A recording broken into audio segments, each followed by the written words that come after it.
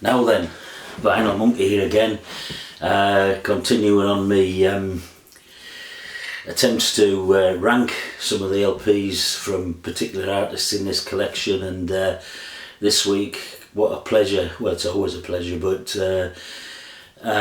this week it's the one and only Stevie Wonder. Steveland Morris, his original name, but yeah, Stevie Wonder. And I'm going to review Stevie Wonder's albums from what is generally known, I think, as his classic period, and that is the period from him gaining full control over his artistic sort of direction and career and everything, when he signed a new contract with Motown in 71, was it? At the age of 21 anyway. I mean, he'd started off, I think at the age of 12 his mother took him to Motown, and he'd been on these sort of 5-year rolling contracts where Motown were really a sort of music hit factory, exerted relatively tight control over many of their artists, but I'm going to cover the period from which he stayed with Motown, but he broke free of that control, and he went off in his true own direction.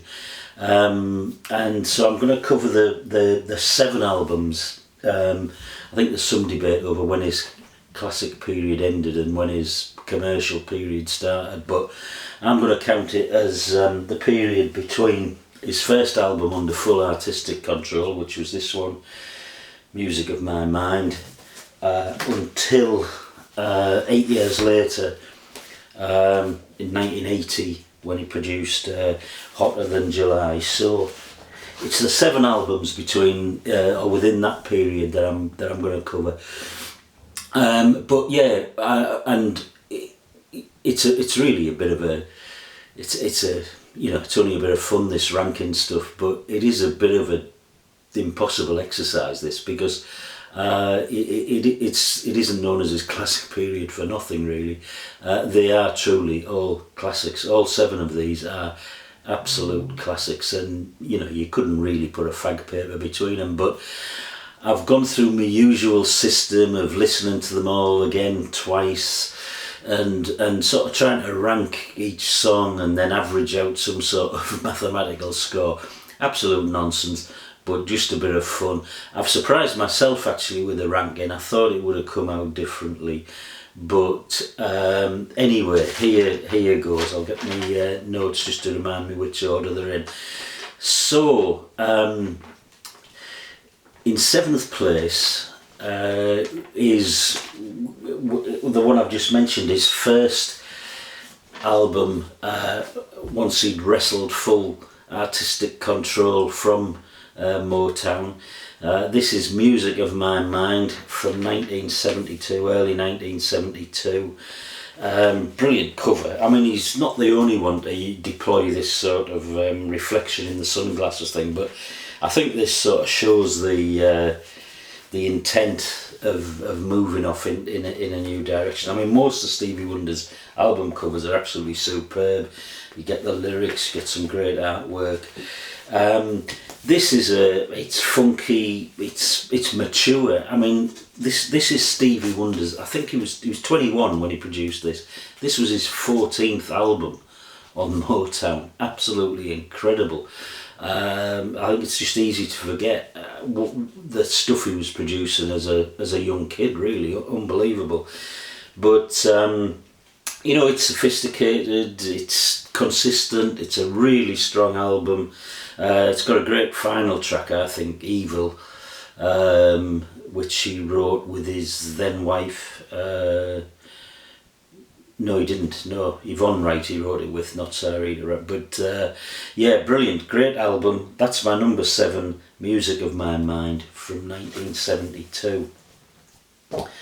My number 6, this is an unusual one. I love it. I think it's a lovely album. This is Journey Through the Secret Life of Plants. It's a double album with a sort of trifold, brilliant cover again. All the lyrics there, some great artwork. It's actually got Braille on the bottom here. I'm not sure what it says in Braille actually on the bottom. Whether it's the title, I should know better really, but I don't. But this is a double album that he produced as a soundtrack for the film The Journey Through the Secret Life of Plants, which is based on a book. I've forgotten the author's name now. It is it's very different to the rest of the stuff in this classic period. It's perhaps it's maybe more instrumental as you'd expect with a film soundtrack. There's bits of it that are verging on sort of classical. It's a bit more jazzy. It's definitely less funky, less funk than the other stuff. But I just think it's a really beautiful album, and I don't know the philosophy behind this. I'll have to seek out this film that it's based on. I mean, the way he did it, obviously Stevie Wonder's blind. He couldn't watch a film to put a soundtrack to it, but he'd obviously read the book. But he apparently asked the director to. He was listening to the film was playing, and he asked the director to visually sort of describe every single frame as the film was going on, to describe to him what was happening as he wrote these songs and this music. Brilliant, incredible stuff. I mean, there's 20 odd tracks on here, lots and lots of good stuff. I love the track Tree. They've been, they are, they probably will be, who are the mediocrity. I just think the whole thing addresses many of the sort of philosophical questions about the place of Homo sapiens in the world that I can relate to, I think. So I love it, but I've got it as my number 6, Journey Through the Secret Life of Plants from 1979. My number 5, I thought this would have probably come out higher, but it as I say, you can't get a fag paper between them, but this is Songs in the Key of Life. This is a double album from 1976.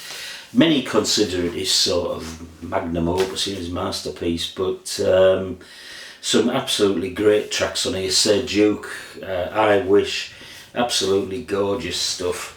There's a wider range of styles in here. I mean, I think it's mainly love songs, but it's got funk, it's got jazz, it's got pop, it's got Latin. And it really does, I think if you want a sort of a general introduction to Stevie Wonder, you couldn't go wrong with this one.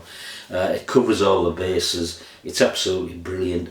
I mean, as usual with all of these LPs, I should have said really, I mean, it's pretty much one-man band stuff.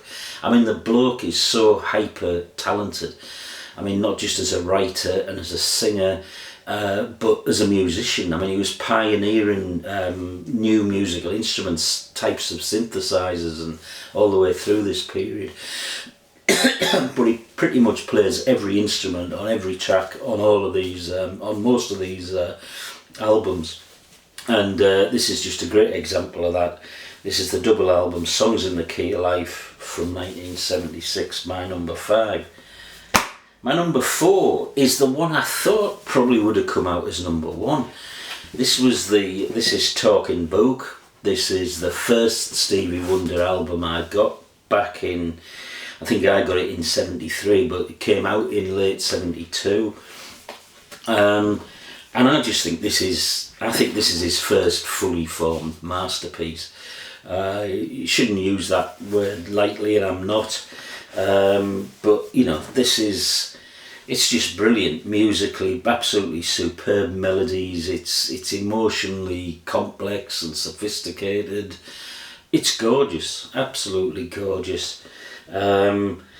Jeff Beck even makes a sort of cameo appearance on second last track. I can't even read it in this light. Looking for the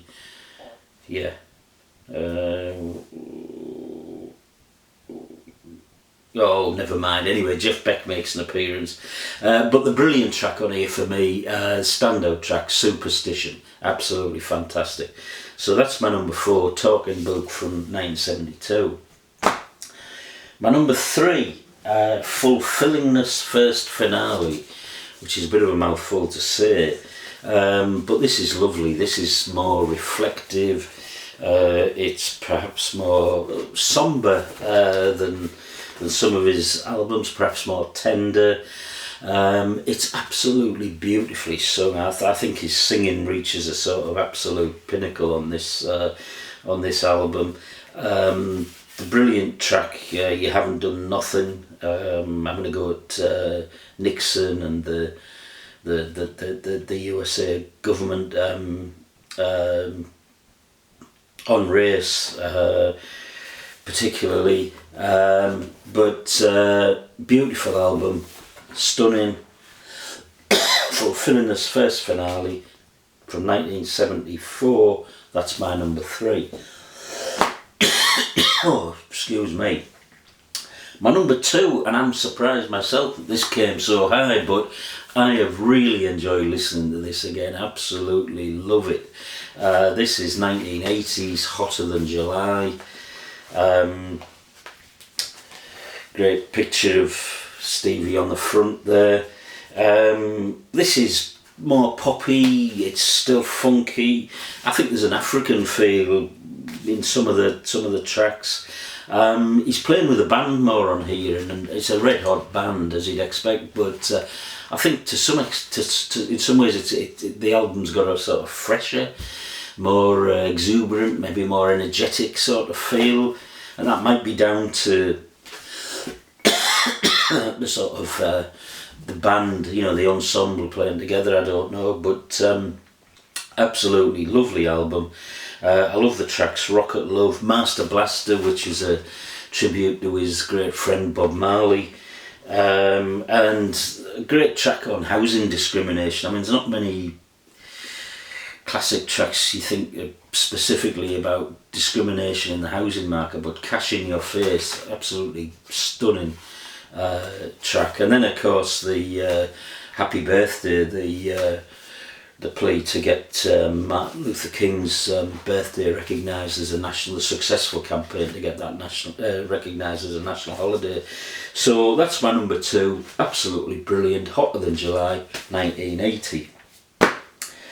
And my number 1, just by a squeak really. I mean, there's nothing in it with certainly 5 of these albums could, well, if I did this exercise tomorrow, they might all shuffle about a little bit, I think.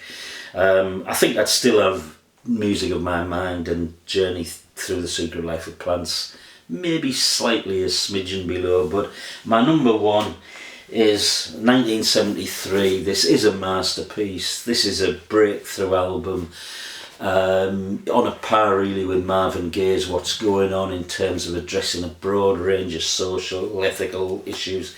This is Innovision's 1973. It's brilliant musically. The lyrics are absolutely outstanding. Some of the tracks just absolutely stand out. Living for the City, which is on the album version, about 8 minutes, sort of epic. And the final track, He's Mr. Know-It-All, again, attacking Richard Nixon. But for now anyway, this is my number 1. It's just absolutely perfect. It's timeless.